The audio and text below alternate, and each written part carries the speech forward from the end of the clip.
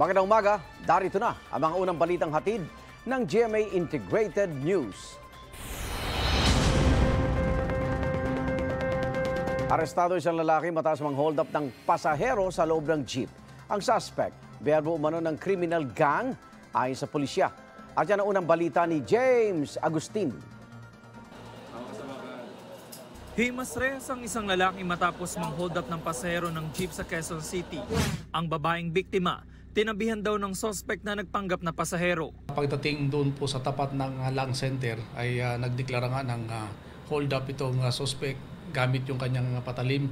At kinuha po sa ating biktima yung kanyang cellphone. Natawagan po ng pansin ng ating mga patrol crew at kaagad na hinabol yung suspect at nasakuti nga ng ating mga tauhan. Arestado ang 34 anyo sa suspect na si Joseph Tanoan alias Benjamin Pajardo. Nabawi sa kanyang ninakaw na cellphone at isang kitchen knife. Ayon sa pulisya, kabilang si Tanoan sa isang criminal gang.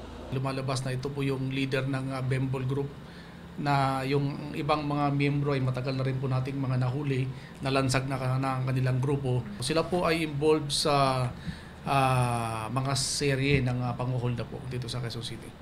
Ito na ang ikalimang beses na makukulong ang suspect matapos masangkot sa ibang krimen tulad ng kasong frustrated murder, illegal na droga at pagnanakaw. Biglang po kasi ako. Saan mo sana gagamitin yung pera? Bayad ng mga utang.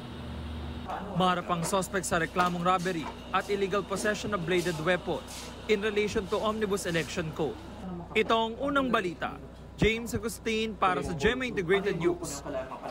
Igan, mauna ka sa mga balita. Mag-subscribe sa GMA Integrated News sa YouTube. Sa mga kapuso abroad, subaybayan nyo kami sa GMA Pinoy TV at sa www.gmanews.tv.